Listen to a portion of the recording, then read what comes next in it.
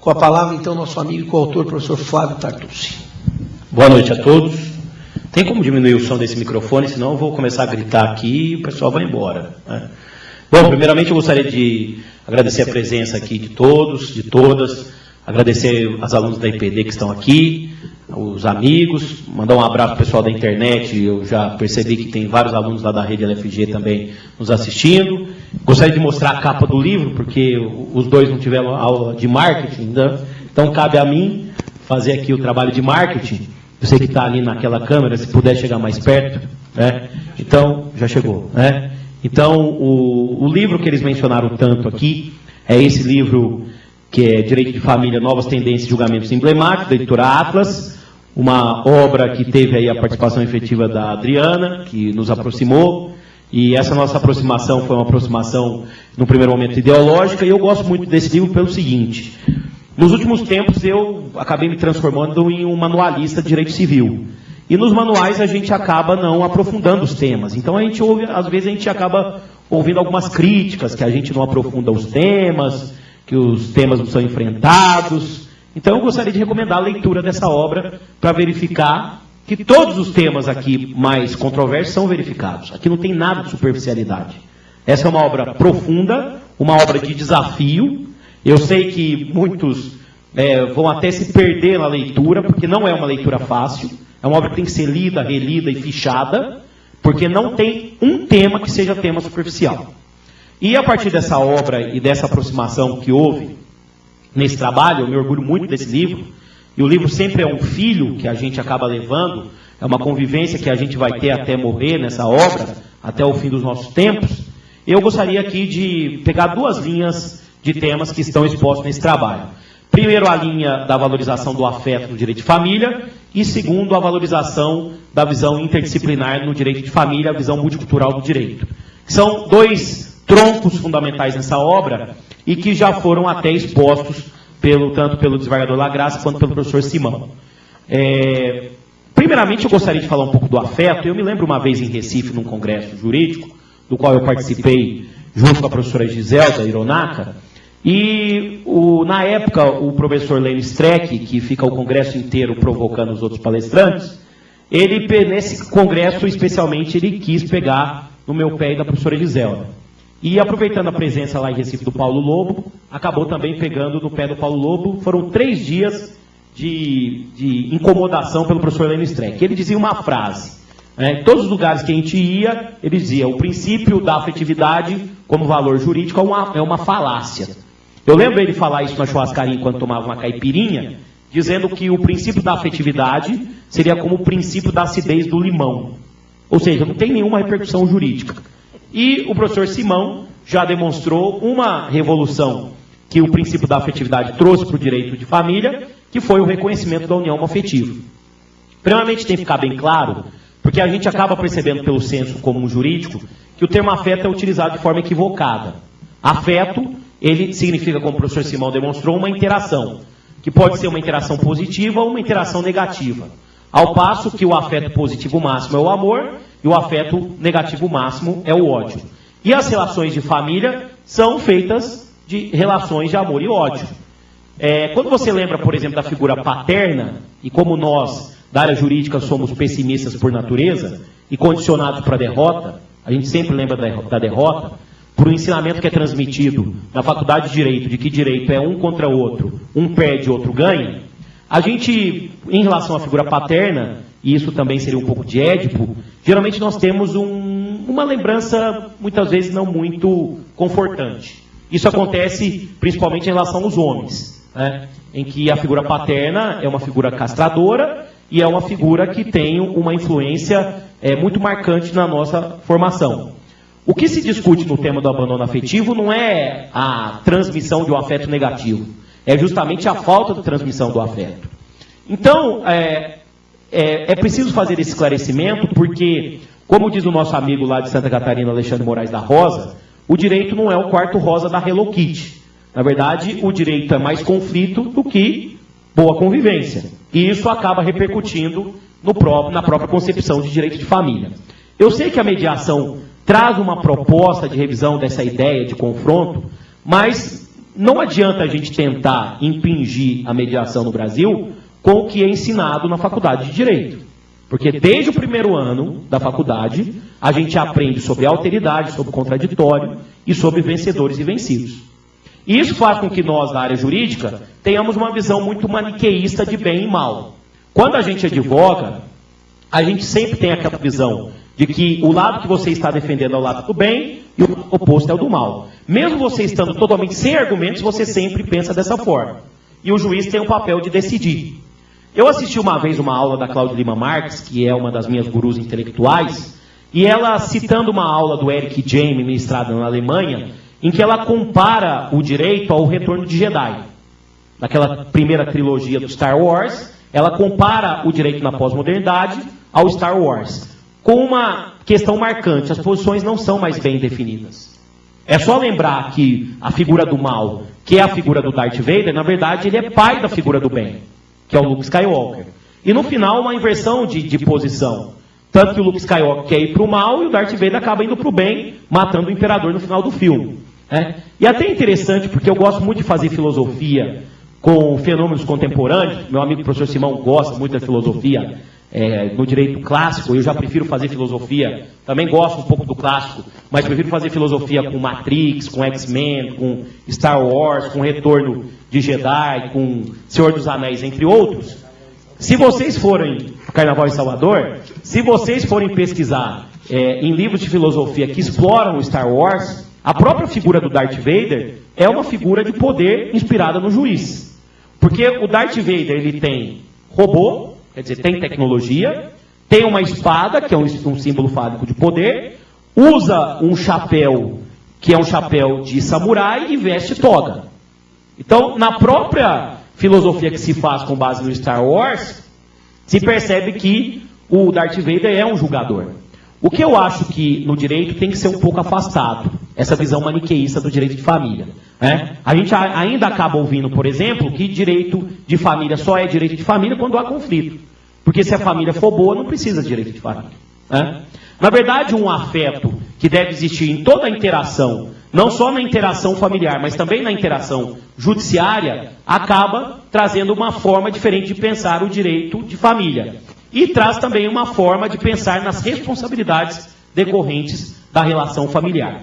Além do tema que o professor Simão destacou, que foi o tema da união homoafetiva, eu tenho que dizer para vocês que eu já leciono há 12 anos e no começo lecionava que era a sociedade de fato, e como a Berenice gosta de dizer, acabei saindo do armário juridicamente, não pessoalmente, porque não tenho nem armário nenhum para sair, acabei saindo do armário juridicamente, porque, o que eu posso dizer para vocês? Acabei estudando o tema, e acabei enfrentando alguns traços da minha formação, que foram traços no passado, porque afinal de contas eu fui educado em escola católica durante 17 anos da minha vida.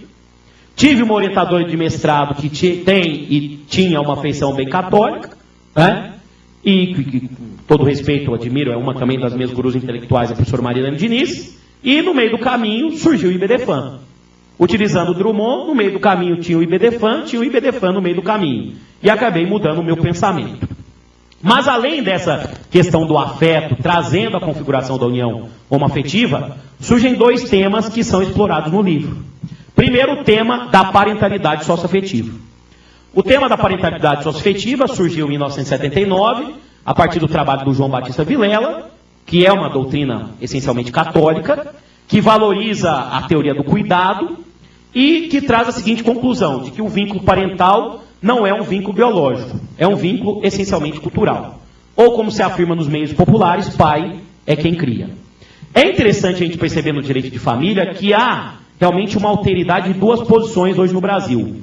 Uma doutrina que é um pouco mais conservadora, que tem ainda algum apego religioso, e uma doutrina que é mais progressista.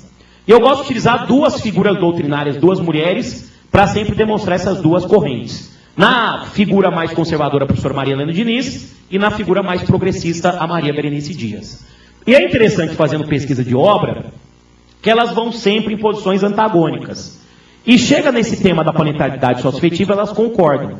Ou seja, essa matéria da parentalidade socioafetiva é um encontro de rios. É um encontro tanto da visão conservadora quanto da visão progressista. Porque a visão conservadora, baseada na visão católica, valoriza o cuidado, e também a teoria progressista valoriza aí a questão da solidariedade.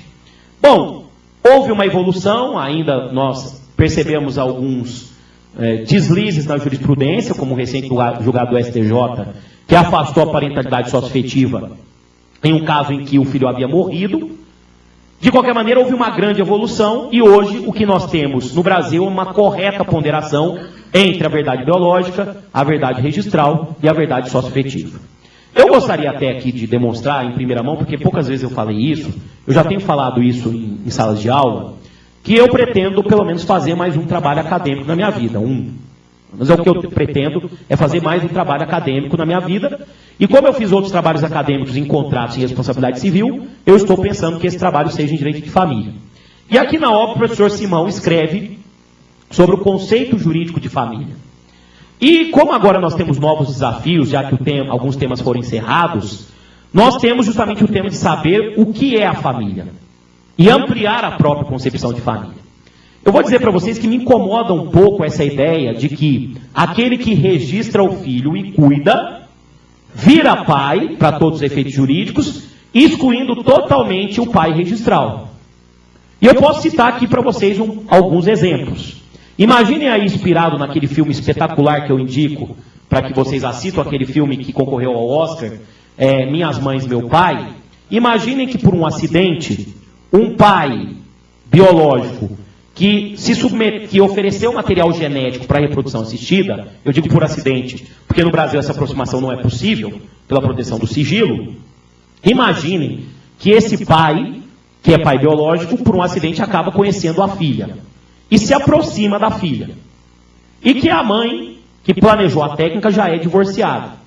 E por uma lógica de contexto, acaba se apaixonando pelo doador do material genético. E eles se casam. E vivem uma união durante 10 ou 15 anos. Há uma aproximação de afeto, só que a criança está registrada no nome daquele sujeito que planejou a técnica. Não seria possível que esse pai biológico, que teve uma aproximação de afeto, também inclua o seu nome no registro de nascimento da criança? Por que há esse impedimento? Porque nós temos, na verdade, uma lei registral que é da época do ápice da ditadura, que não se coaduna com a Constituição e com o Código Civil, que são normas ontognoseológicas realianas, são normas de sistema aberto, ao passo que a lei de registros públicos é uma norma fechada. Pela parentalidade socioafetiva, infelizmente, há somente a seleção de uma pessoa, que no caso é aquele que estabeleceu o vínculo socioafetivo somado ao vínculo registral. Uma outra questão que eu até trouxe para a gente discutir no curso de pós-graduação é um caso possibilitado com a resolução 1957 de 2010 do Conselho Federal de Medicina, que prevê que toda pessoa capaz pode efetivamente fazer técnica de reprodução. Imaginem que 4 pessoas, 2 homens e 2 mulheres, vivam em poliamorismo, com uma liberdade sexual ampla entre eles. E essas 4 pessoas queiram fazer uma reprodução assistida. E queiram fazer o registro da criança à vida no nome dos 4. Será possível fazer o registro? Não, porque pela lei de registros públicos, por um sistema fechado, o registro somente será feito em nome de 2. Por quê? Porque se a Constituição é pluralista, é inclusiva, laica e adota um modelo liberal de inclusão familiar. Então nós temos agora outros desafios.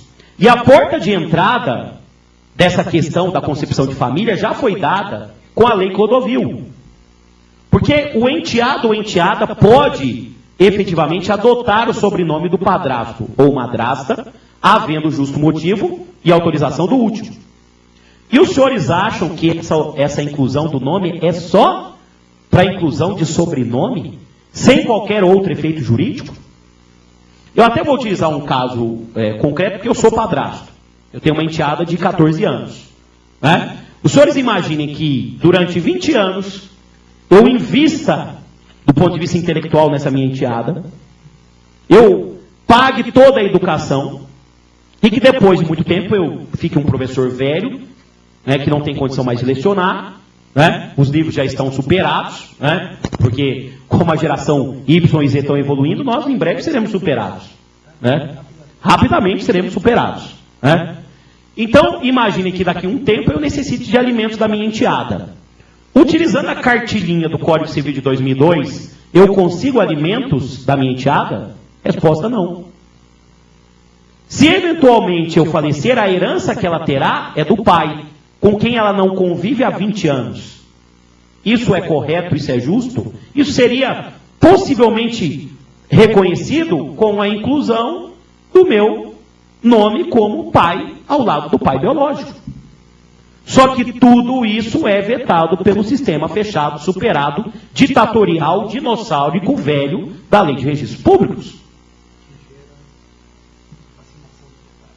Que gera uma verdadeira fascinação dos notários e registradores, né? Com aquela frase linda que eles adoram: não dá registro. Essa frase linda, não dá registro. Alguns juízes corajosos, em algumas situações, principalmente envolvendo direito imobiliário, e também questões envolvendo união estável, determinam: não dá registro, meu amigo, se vira. Se vira. O que, aliás, os juízes corajosos devem fazer, né? Você falou da união estável, e, na verdade, eu costumo dizer que eu sou uma aula de direito de família viva, né? Porque, além de ter enteada, eu tenho união estável contratualizada. O que prova que a união estável não é um fato jurídico ou um fato social, como muitos defendem. A união estável, no meu caso, é um negócio jurídico, com deveres específicos, com adoção de regime patrimonial misto. E isso representa a evolução da união estável. E aí você mencionou a questão de cadastro, né? Eu tenho uma piadinha, essa questão de cadastro, de qualificação. Uma vez eu fui num hotel aqui próximo e tinha lá o cadastro para preenchimento do Estado Civil. E não tinha o Estado Civil de companheiro ou convivente, né? E até por essa situação fática eu prefiro convivente. Por quê? Eu cheguei pro recepcionista do hotel e falei assim: não tem companheiro aqui, não? Aí o atendente falou: não, meu amigo, aqui não é sindicato, aqui não tem companheiro, né? Agora, eu não vou argumentar, né? Dar uma aula de direito de família para ele, né? Agora... E a maior ignorância, porque... Aumenta, precisa ligar o microfone. Companheiro vem do latim cumpane, que é dividir o pão, é a coisa mais bonita. É até religioso, até bíblico. E falar que companheiro é coisa de petista, me dá uma raiva. Partido do presidente, ele ainda falou. Partido do presidente. Companheiro é tão mais bonito que convivente, mas companheiro hoje em dia pegou essa conotação sindicalista, então tem que usar convivente. Eu concordo com você. Não, e o pior, divorciado está ali como opção. Quer dizer, ex-família é opção. Família presente e efetiva não é opção. Nós estamos falando isso porque daqui a pouco vai ter que ter lá no relatório da USP: vivo em poliamorismo, né? Vive em poliamorismo, que também vai ser uma opção que daqui a pouco a gente vai discutir, né? Porque o tema da união afetiva, talvez ele tenha tido uma pausa. Tudo bem que agora nós temos o debate do casamento homoafetivo, né? Mas o que eu acabo percebendo, o professor Simão também percebe, porque ele leciona e escreve outras matérias, né?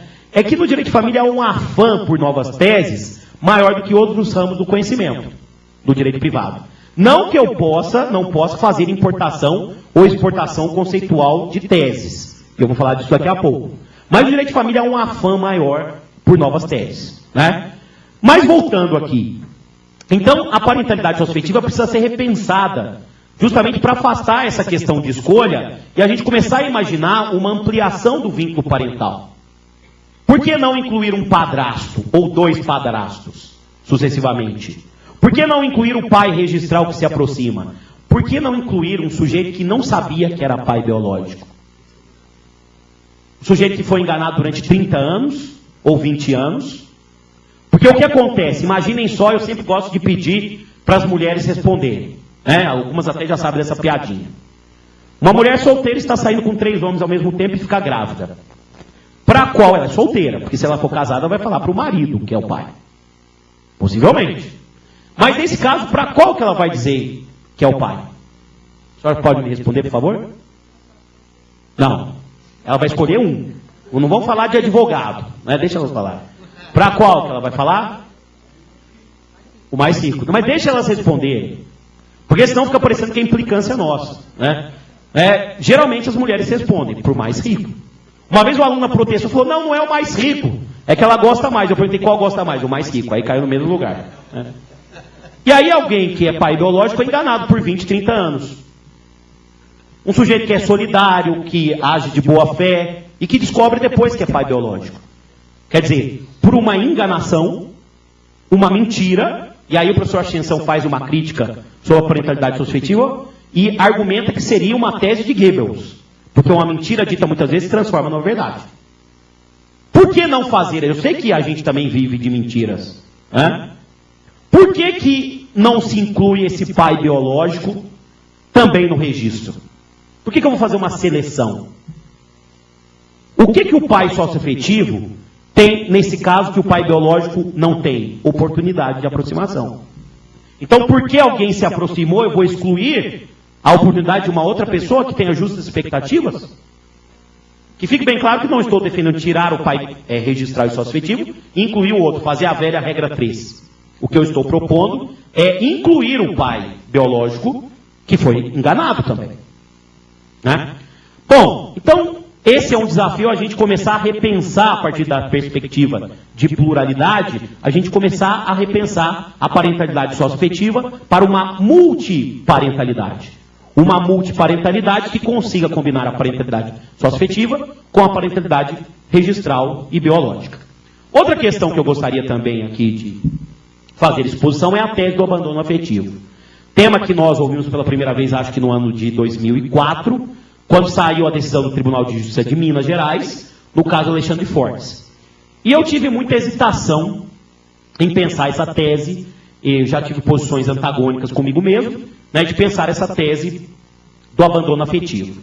E quando saiu a publicação do voto, do julgamento aqui do Tribunal de Justiça de São Paulo, do qual foi o relator, o querido desembargador Lagrasta, e aliás foi o estopim aqui da nossa aproximação científica, eu, quando li o julgado que saiu na ocasião em boletim da ASP, eu falei, acho que agora eu encontrei a minha opinião definitiva sobre essa questão.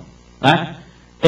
À época, já havia saído a decisão do STJ, com a seguinte conclusão: não cabe indenização por abandono afetivo, porque o pai não é obrigado a conviver com o filho. Não é obrigado a conviver com o filho. E o desembargador Lagrasta, meu querido coautor, ele analisa essa questão, faz uma comparação com o dolo eventual do direito penal, e acaba concluindo nesse julgado que cabe indenização por abandono afetivo. Na verdade, o pai realmente não é obrigado a conviver com o filho. Não existe nenhuma medida coercitiva e nem multa para coagir o pai a conviver com o filho.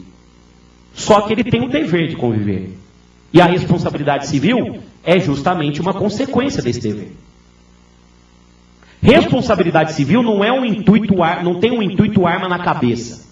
E aí eu vou trazer algumas experiências que existem fora do direito de família. Por exemplo, você responsabilizar um órgão de imprensa diante de um abuso na notícia não é censura. É só uma consequência de um abuso de direito. Não é dizer você não pode fazer isso, até porque o órgão de imprensa pode continuar fazendo o que ele faz. Porque o valor da indenização é menor do que os ganhos que ele tem com aquele tipo de conduta. Em direito de consumidor é a mesma coisa. Se você pegar as listas das empresas que têm o maior número de reclamações do PROCON, elas vão continuar em primeiro, segundo e terceiro lugar. Porque é muito mais caro mudar a conduta, dá muito mais despesa, do que pagar a indenização. E convenhamos, fazendo aqui uma advogada do diabo, que bom que é assim, né? Porque está todo mundo empregado. Porque se o mundo fosse perfeito, estaria todo mundo aqui desempregado. Os senhores poderiam procurar outras coisas para fazer. Inclusive os magistrados. Porque não precisaria de tanto juiz como nós temos no Brasil. Sem dúvida que está faltando. Mas é a mesma coisa. Pensem só. Se as empresas começarem a respeitar os direitos trabalhistas, justifica-se a existência da justiça do trabalho? Até porque ela dá mais despesa do que seria mais barato pagar os empregados diretamente. Ela dá muito mais despesa do que pagamento direto. Talvez o que justifique a justiça do trabalho é aquela ideia da luta pelo direito. O direito como instrumento e a justiça como instrumento de pacificação social. Então, vejam que responsabilidade civil não é censura. Responsabilidade civil é só uma consequência do desrespeito a um dever. E deixando de lado um pouco a discussão psicológica, a discussão psicanalítica, deixando de lado a discussão filosófica, é só pegar a lei, porque está claro lá que o pai tem um dever de convivência. E, primeiramente, é importante analisar o que é ilícito. O artigo 186 do Código Civil tem uma mudança importante a respeito do ilícito, se confrontado com o 159 do Código 16. Porque o 159 do Código 16 dizia que o ilícito civil, que não se confunde com o ilícito penal, o ilícito administrativo, o ilícito civil estaria presente no caso de lesão a um direito ou com dano. Violar direito ou causar dano a outrem era a expressão utilizada pelo Código 16. O Código de 2002, inspirado pelo artigo 2043 do Código Italiano, tirou o ou e colocou e. Ato ilícito civil seria uma soma de uma violação de um direito com um dano. Isso é importante porque eu penso que a responsabilidade civil no direito de família é a evolução da matéria. E o que a gente acaba percebendo, eu acho que o professor Simão concorda comigo, os juízes atuando na área de direito de família só estudam direito de família.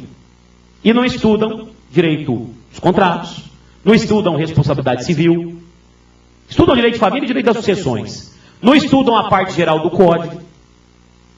E aí está a resposta para uma série de questões. Uma série de questões a respeito da própria concepção de direito de família. Às vezes eu ouço discurso que eu fico assim perplexo. A pessoa defendendo, não, eu defendo a interdisciplinariedade. O direito tem que dialogar com psicologia, com sociologia, com filosofia, com artes, com música, com cinema, né? Com tudo que os senhores podem imaginar. Mas aí logo após a pessoa diz, não. O direito de família é diferente. Não é igual à responsabilidade civil, não é igual ao contrato, o direito de família é diferente. Quer dizer, é um venire contra factum próprio, uma contradição absurda.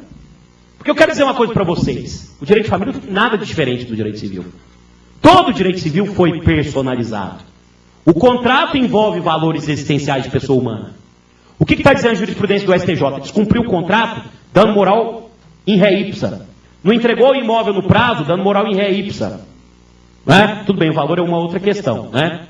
Agora, já que nós estamos num evento de magistrados, depois a gente até pode discutir por que no Brasil os magistrados dão indenização por dano moral tão baixo. Aí eu tenho uma tese sobre isso, alguns já me ouviram, e fico feliz daqui, depois a gente debater essa tese, numa casa de magistrados. Né? Bom, o que eu acho é o seguinte, o magistrado dá pouco dano moral porque ele ganha pouco e todo mundo tem que ganhar pouco como ele. Né? Como alimento, como honorário de advogado, né? Então, isso tem uma questão psicológica. É o teto, professor Tartucci, é o teto. É o teto. Tem o teto. É o teto, é. Tem uma tabela, falam que tem tabela de dano moral. Tabela não tem, mas moldurinha tem. Né? E na hora de decidir, ele imagina, pô, meu contra-cheque, quanto é que está esse mês, né?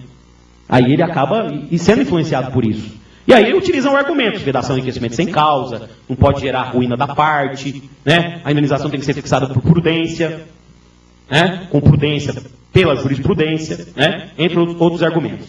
Né? Mas voltando, senão eu vou me perder. Então houve uma mudança do 186, ilícito é violação de um direito mais dano.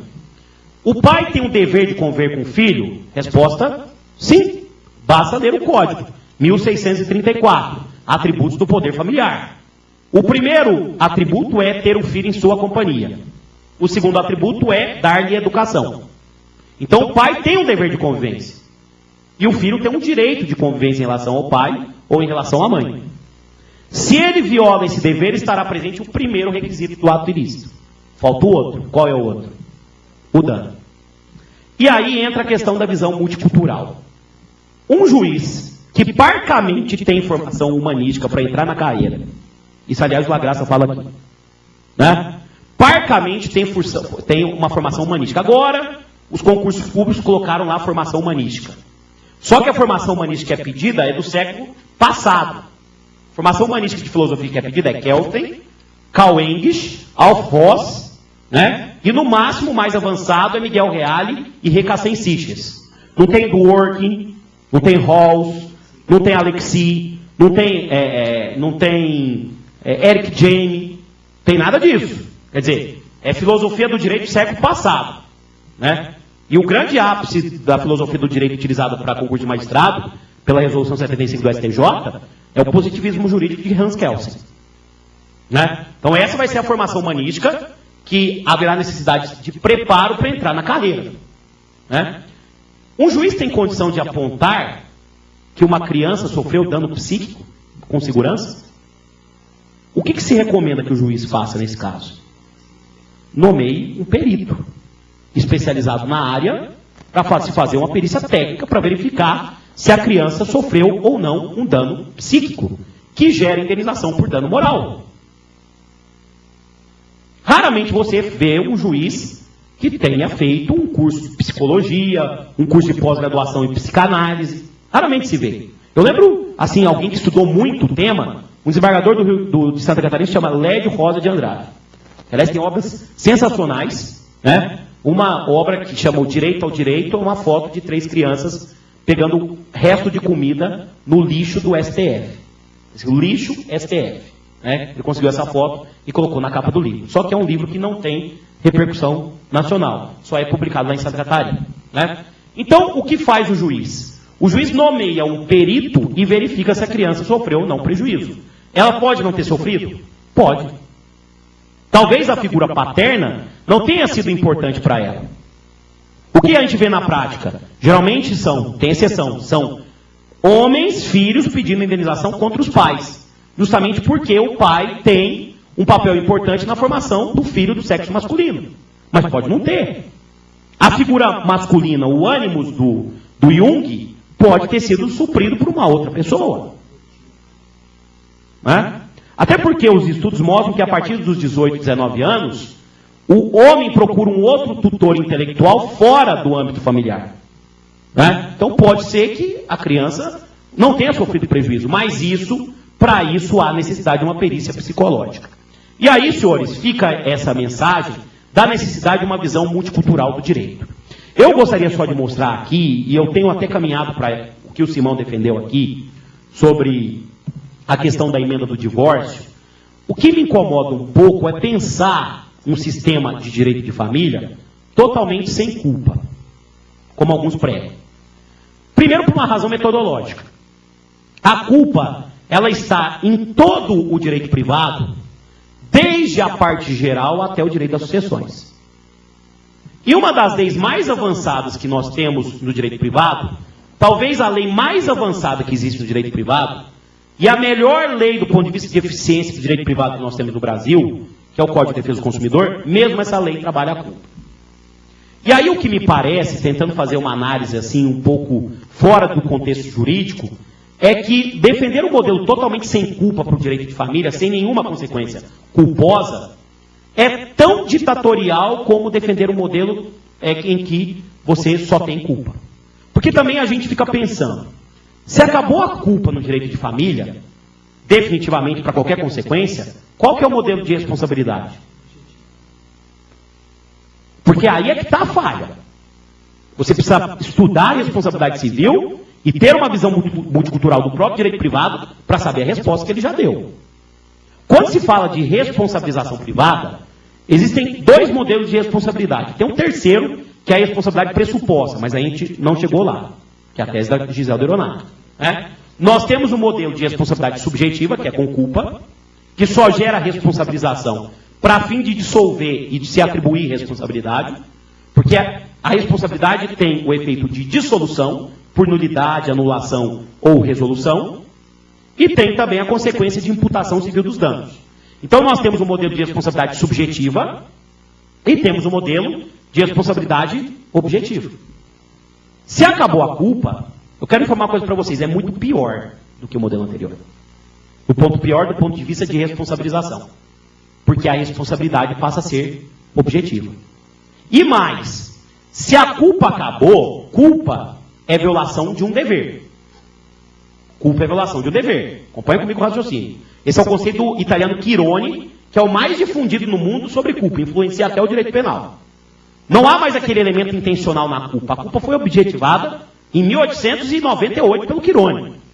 Culpa é violação de um dever, ponto final. O dever pode ser legal, contratual ou social. Se acabou a culpa no direito de família, no casamento, primeiro, não existem mais deveres no direito de família, E no casamento também não. Então são meras faculdades. Então você pode chegar em casa e falar para o seu companheiro ou para o seu cônjuge que o relacionamento é totalmente livre. Porque o que está escrito em 1566 não são deveres.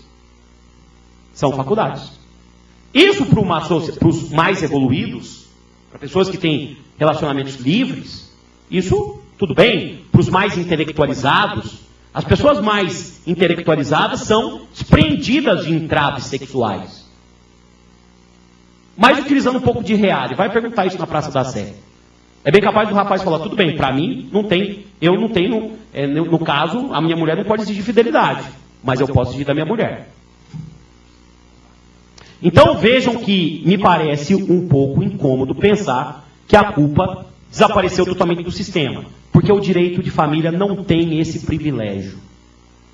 Não tem esse privilégio. Nós temos que trabalhar com o modelo dual, com e sem culpa, com o subjetivo e o objetivo, e conviver com essa ideia, porque isso é ínsito ao ser humano. O direito de família pode se livrar da culpa, mas a gente não consegue, seja para qualquer fim. É uma culpa, num país como o nosso, é algo que a gente carrega desde que a gente nasceu e até quando a gente vai morrer. Tá bom? Obrigado aí pela oportunidade, agradeço a PAMAD e espero reencontrá-los em breve.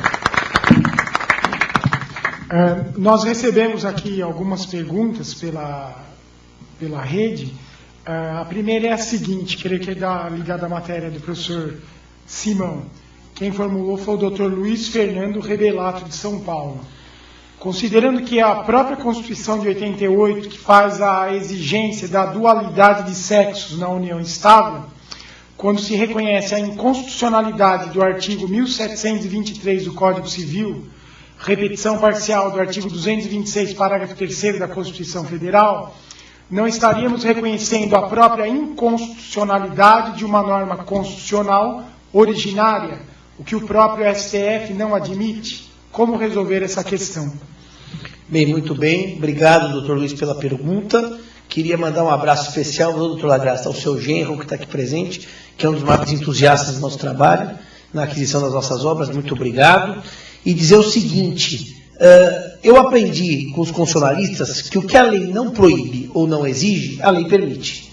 Não há nem proibição de união afetiva e nem exigência. Todos têm que ter relação afetiva. E pode ser que chegue esse dia, pode ser, para o desespero de muitos, mas não de todos. Agora veja, o que eu queria dizer é o seguinte, a interpretação literal, o homem e a mulher restringindo direitos, é a que me parece mais pobre de todas. A literalidade de uma norma, hoje, ser invocada, em raríssimas hipóteses, que eu conseguiria citar uma até para um debate que nós tivemos na própria USP, seria, por exemplo, a aposentadoria compulsória aos 70 anos. Parece que 70 anos não tem muita dúvida do que seja isso. 69, daí vão passando os dias, completa 70. Isso é a literalidade da norma.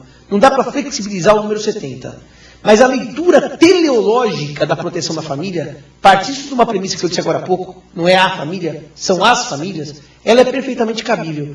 E eu aprendi, por analogia, que se eu tenho um modelo de família que não há normas explícitas para ela, eu trago do outro modelo. E, portanto, me parece que aqui chamar de união estável afetiva não tem nada de inconstitucional e é a teleologia protetiva da própria família. Chamar de casamento, eu tenho cá minhas dúvidas. Mas eu tenho feito uma profecia em sala de aula, está gravado tudo, e eu quero dizer aqui de novo, até o final do ano, nós teremos, eu vou dizer mais, se o Ministério Público não entrar com ação para perder, como tem perdido sucessivamente em matéria de família, o Ministério Público defendia a tese de que não havia mudança de regime de bens para os casados no Código 16. Perdeu fragorosamente. O Ministério Público defendia a tese de que não era família homoafetiva. Perdeu fragorosamente. E se ele não se meter de novo no que não deve, e não entrar com ação, até julho nós vamos ter a primeira conversão de união estável afetiva em casamento aqui em São Paulo, já está na imprensa. A ARPEM, que congrega os registradores, já disse que não há motivo jurídico para se impedir a conversão. Então, nós vamos ter, retomando o Cícero em 30 segundos, Cícero dizia sumum jus, sumum injúria. Onde o direito é muito duro, a injustiça é muito dura. Onde se puxa muito para um lado, quando solta o pêndulo, vai para o outro lado. Nós teremos as primeiras conversões até o mês de julho de união estável em casamento homoafetivo. De união estável em casamento homoafetivo. E não há... Zeno me ligou no dia seguinte, Tartu, se gritava, nem te conto a história, 7 horas da manhã do dia 6. Simão! Pode casar! 7 da manhã, ele só liga 7 da manhã. 7, 6 e meia, às vezes. Pode casar, Simão! Eu falei, não. Ele falou assim, por quê? Eu falei, não sei. Então pode. Falei, então pode. Então eu teve de sala de aula o seguinte, a minha sensação era que não podia, a minha sensação. Mas como não tem nenhum argumento para dizer que não pode, eu digo que pode. Obrigado a todos. Temos mais uma pergunta, agora quem encaminhou foi o Dr. Flávio Cheberli. Elogiou a palestra do professor Tartucci e ele colocou o seguinte: professor, na sua opinião, hoje é possível a conversão em casamento da união estável em homoafetiva? Vai mais ou menos na mesma linha do que o professor Simão acabou de falar. Bom, só vou acrescentar aqui o Flávio lá do LFG Intensivo 3. Só vou acrescentar o que o Simão falou. Se o Supremo decidiu que todas as regras da união estável são aplicadas para a união homoafetiva, isso inclui o artigo 1726, que prevê a conversão em ação judicial. Só que é engraçado porque o 1726 é um dos artigos mais desobedecidos do Código Civil, porque ele fala de conversão judicial e as normas das corregedorias prevêem a conversão no cartório. Então, acredito que seja possível. Vai ter muito protesto, o pessoal da igreja vai protestar. Agora, só para concluir, eu tenho só uma opinião, já falei isso várias vezes, sobre a questão da igreja e a influência da igreja no direito. Nós temos no Brasil uma Constituição laica e inclusiva. Então nós temos duas opções a respeito do argumento religioso. Duas opções. Ou eu coloco todas as religiões no direito, ou eu não coloco nenhuma. E aí pensem, se eu começo a aceitar argumento religioso católico, por exemplo, separação judicial continua, porque os católicos querem separar. Beleza. Então, prova psicografada tem que ser admitida em juízo. Ou, testemunho de Jeová vai a juízo para, não quer transfusão, vai pedir dano moral. Beleza. Nós vamos dar tutela antecipada para ele morrer. E vamos dar uma bênção judicial, porque ele aceita morrer pela religião. Na verdade, qual que vai ser a tática utilizada em relação à religião? Não colocar o argumento religioso no direito. Até porque, pensem, por que Deus está no preâmbulo da Constituição e não está no texto? Porque se ele descer, ele atrapalha. Ele tem que ficar lá em cima, abençoando a Constituição. Não descer, porque senão nós vamos ter uma anarquia jurídica. Então ele fica lá, abençoando o Deus plural. E eu posso falar uma coisa curiosa? Quem estudou a história do artigo 226, parágrafo 3º da Constituição, que diz, devendo a lei facilitar sua conversão em casamento, aquela parte final, ela foi exigência da Igreja Católica para deixar a união estável entrar no Código, na Constituição. Então a regra é o seguinte, se quiser proteger essa gente, que ponha pelo menos que eles são menos do que os casados. Era esse o espírito da época. Se esse mesmo dispositivo agora, em 2011, for usado para converter a união homossexual em casamento, eu vou dar muita risada. Porque o que era para transformar a união estável em família de segunda classe, vai ser usada para transformar a união estável em casamento homossexual. Pelos mesmos que quiseram. Talvez agora eles queiram mudar e tirar aquela frase, que sempre é uma frase odiosa, que sempre colocou a união estável, para alguns, claro, não para todos, como algo abaixo do casamento. E se agora isso for usado para converter a união estável homoafetiva, vai ser muito engraçado. Eu queria só acrescentar uma coisa. Esse problema da religião, se nós fôssemos pensar no Alcorão, o Alcorão tem uma sura que chama Sura da Vaca, e o artigo, ou o item 263, já previa o divórcio, como forma de fim do vínculo. Nunca nenhum muçulmano ingressou com uma ação no Brasil pedindo a aplicação do Alcorão. Era um conceito religioso. Esse conceito deveria ser aceito, porque nós não fazemos distinções de religião, ou distinção de religião. Então, qual é o significado de Deus ou Alá descerem para se manifestar? Nenhum significado. Eles abençoam mesmo a criação humana, mas nunca nós vimos nenhum muçulmano abençoado por Maomé ou por Alá interpor uma ação no Brasil para exigir o divórcio. É uma coisa curiosa, no mínimo. Mais uma pergunta, dentro da matéria do desembargador Caetano Lagras, O Rodrigo, ele é advogado e livreiro aqui em São Paulo, lhe pergunta: os tribunais estão preparados para a implantação da resolução 125? Ponto de interrogação. Há hoje mediadores e conciliadores capacitados para não ocorrer o mesmo que ocorreu com juizados especiais? Olha, eu agradeço. Não estou ouvindo. Ah, tá. Eu agradeço ao Rodrigo, advogado, livreiro. Os tribunais não estão preparados. Eu vi isso nesse congresso do FONAGE. E a resolução 125, ela tem que ser aplicada de uma forma única, centralizada. Não adianta cada Estado tentar fazer a sua unificação, o seu núcleo, o seu centro. Porque se ele não fizer, se cada um dos tribunais não fizer uma capacitação, como consta no anexo 3º da resolução, com previsão de módulos e toda uma estrutura de capacitação, evidentemente que nós vamos chegar novamente ao fracasso da lei de pequenas causas, dos juizados especiais, dos provimentos de São Paulo.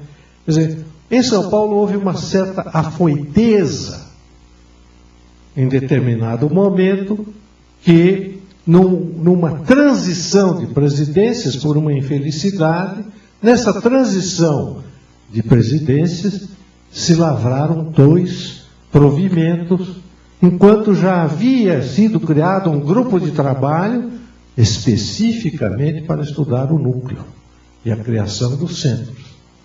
Então, se continuarmos nessa indisposição, porque não é uma disposição, uma indisposição de que cada um seja o pai, a mãe ou a tia da criação dessas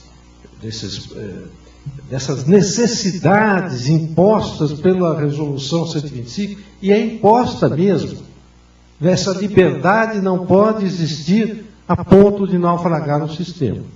E a segunda parte... Se o senhor acredita que os conciliadores e mediadores estão capacitados para não ocorrer o mesmo que aconteceu... Não estão porque eles não obedeceram. Nós começamos o Centro Brasileiro de Estudos e Pesquisas Judiciais, fundado pelo Casuí e por mim. Nós começamos a uma capacitação através de módulos, e módulo 1, módulo 2, módulo 3, enfim, havia um programa de capacitação, mas não prosperou. Não prosperou por uma questão muito simples. O Tribunal de Justiça não apoiou a ideia. Talvez porque era um centro, uma ONG, alguma coisa do tipo. Mas, hoje, essa obrigação pertence à comissão presidida pelo desembargador Ferreira Alves. Ele é que vai fazer essa unificação, essa centralização e realmente impor um método de capacitação de ensino ao mediador e ao conciliador. O nosso tempo está acabando. Eu tenho mais uma última questão também para o senhor, desembargador, que é a seguinte: o senhor entende possível cumular a execução pelo rito da prisão com a inclusão do nome do devedor em cadastro de inadimplentes, feito pela doutora Silvia Felipe Marzagão? A questão é bastante interessante, mas eu tenho a impressão, não cheguei a aplicar nenhuma vez isso, apenas indiquei nos acordos, diversos acordos, que fosse incluído o nome do devedor neste cadastro. Isto talvez não impeça a prisão, mas o que eu acredito seriamente é que esta inclusão vai ser suficiente para ele correr e pagar. Eu acredito que sim. A nossa colega Marina balançou a cabeça e ela pensou que eu não estivesse olhando, mas eu tenho olho de jogador de truco, então eu estou sempre olhando as laterais. Né? Mas acredito sim que vai funcionar, porque a prisão até hoje não funcionou. Bem, pois não. Só um adendo. Até por coincidência, essa semana eu estava escrevendo sobre cadastro e fiz esse paralelo. Uma das coisas que mais funciona no Brasil é a inscrição em cadastro. É uma das coisas que melhor funcionam. Por quê? O brasileiro ele deixou de ser um poupador, ele virou um homus creditus, ou homus endividados, né? Então, uma das coisas que mais funciona no Brasil é a inscrição em cadastro. Agora, nós temos várias discussões do direito do consumidor, que quando exportadas, né, pessoa que já tem o nome registrado, né, a questão da comunicação, várias questões, a manutenção, o prazo lá de 5 anos, tem várias discussões, e eu sou grande defensor da tese, porque eu quero ver essas discussões concretizadas. Tem várias discussões no plano do direito do consumidor que, quando exportados para o direito de família, vão tornar o direito de família mais rico, tanto na teoria quanto na prática, né? Então, acho que é uma medida espetacular, um dos paralelos mais interessantes que eu já vi recentemente entre o direito de família e o direito de crédito, e eu acho que realmente a tendência é que isso funcione, tá? Aproveitando também, né, nós temos o sorteio dos livros, eu não sei como os senhores... Eu acho interessante a gente pegar aqui quem mandou a pergunta e selecionar entre quem fez as perguntas. A gente pode fazer ali. Tá. E essa daqui também, tem o Dr. Rodrigo. Acabaram as perguntas? Acabaram. Tá bom, eu só queria mandar um beijo para a Leia, minha esposa, que está me assistindo, e para o meu filho Enzo, que estão assistindo lá de casa, tá? Já me fizeram isso. A hora que acabar, deixa eu perguntar pessoalmente, só porque o tempo acabou, eu não tenho mais. Tá? Ou.